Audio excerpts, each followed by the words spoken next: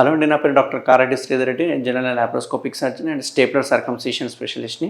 చాలామంది మగవారికి స్కిన్ బాగానే మూవ్ అవుతుంటుంది, స్కిన్ నార్మల్గానే ఉంటుంది, కానీ కింద ఉన్న అటాచ్మెంట్తో చాలామంది సఫర్ అవుతూ ఉంటారు. ఈ అటాచ్మెంట్ని మనము అంగం యొక్క ముందరున్న చర్మం యొక్క అటాచ్మెంట్ని ఫ్రెన్యులం అని చెప్పి పిలుస్తూ ఉంటాం.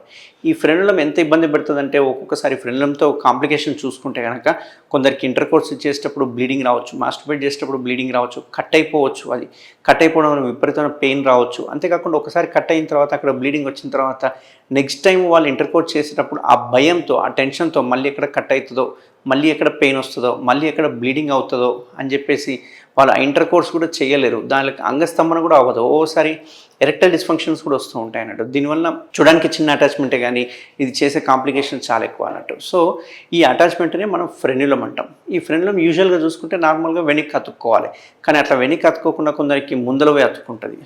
సపోజ్ ఇలా పెనిస్ చూసుకుంటే కనుక పైన చర్మం ఫ్రీగా మూవ్ అవుతుంది, ఎటువంటి అటాచ్మెంట్స్ లేకుండా. కిందన చర్మం మాత్రం ఇక్కడ అటాచ్ అయ్యి ఉంటుంది, ఈ రకంగా ముందరికి వెళ్తుంది. ఈ అటాచ్మెంట్ని మనం ఫ్రెన్యులం అంటాం. బట్ ఇది అందరికీ ఇక్కడ అటాచ్ అవ్వదు. చాలా మటుకు ఏం చేస్తుంది అంటే ముందర అటాచ్ అయిపోతూ ఉంటుంది. అది మామూలుగా పుట్టుకతోటి అలా అటాచ్మెంట్ అవుతూ ఉంటుంది. కొందరికి ఇక్కడ అటాచ్ అవుతుంది, కొందరికి ఇక్కడ అటాచ్ అవుతుంది, కొందరికి ఏకంగా మూత్రం పోసే హోల్ దగ్గర అటాచ్ అవుతూ ఉంటుంది.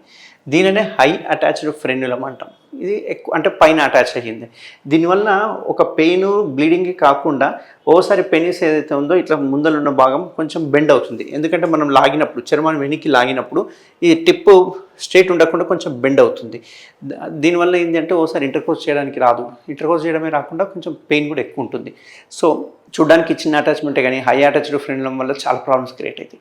అయితే నేను రిపీటెడ్గా చెప్తూ ఉంటాను యూజువల్గా ఏంటి అంటే, ఒక్క ఫ్రెన్యులం ఒక్కదాన్నే తీసేయడమే కాకుండా ఫ్రెన్యులంతో పాటు చర్మాన్ని కూడా తీసేసేస్తే బెస్ట్ రిజల్ట్స్ ఉంటాయి, 100% రిజల్ట్స్ ఉంటాయి. చాలామంది నా దగ్గరికి వస్తూ ఉంటారు, ఓన్లీ అటాచ్మెంట్ ఒకటే ప్రాబ్లం ఉంది, చర్మం ఫ్రీగానే మూవ్ అవుతుంది కదా, నేను ఓన్లీ ఫ్రెన్యులం ఒకటే చేయించుకుంటాను అంటారు. ఈ ఫ్రెన్యులంలో ఏం చేస్తామంటే, ఇప్పుడు అటాచ్ అయింది, పైన అటాచ్ అయింది కదా, దాన్ని మనం కట్ చేసేసి లేజర్తో కట్ చేసి కిందికి తీసుకొస్తాం. దీన్నే మనం ఫ్రెన్యులోప్లాస్టీ అంటారు, లేజర్ ఫ్రెన్యులోప్లాస్టీ అంటాం. కొన్ని సందర్భాల్లో కొందరికి సూచర్ వేయాల్సి వస్తుంది, కొందరికి సూచర్ వేయకుండా సూచర్లెస్ ఫ్రెన్యులోప్లాస్టీ కూడా చేస్తూ ఉంటాం. అది డిపెండ్ ఆన్ ఇండివిజువల్. ఎందుకంటే ఒకవేళ అందులో చిన్న రక్తనాళాలు ఉంటాయి, ఆ రక్తనాళాలకు ఒక విజిబుల్గా కనిపిస్తున్నాయి అంటే కనుక సేఫ్ సైడ్గా ఒక సూచర్ వేస్తాం. ఆ సూచర్ కూడా వితిన్ 1 వీక్లో పడిపోతుంది కాబట్టి పెద్దగా ఆలోచించాల్సిన అవసరం లేదు. బట్ లేజర్తో కట్ చేయడం వల్ల పెయిన్లెస్ ఉంటుంది. వాళ్ళు ఇమ్మీడియట్గా డ్యూటీకి వెళ్ళిపోవచ్చు, అన్ని పనులు చేసుకోవచ్చు, except no intercourse, at least 15 days దాకా అన్న no intercourse and no erection అన్నట్టు.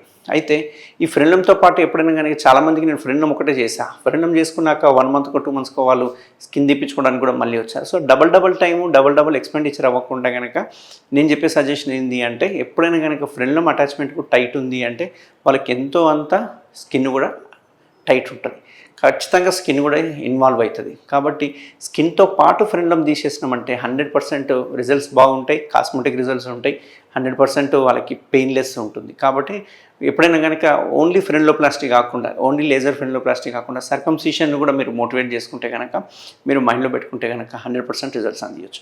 సో ఎవరికైనా ఇట్లాంటి ఫస్ట్ ఫ్రెన్యులం ప్రాబ్లమ్స్ ఇష్యూస్ ఉంటే కనుక ఖచ్చితంగా నన్ను కన్సల్ట్ అవ్వండి. నేను ట్రీట్మెంట్ రేంజ్ హాస్పిటల్ అవైలబుల్ ఉంటాను. Thank you very much.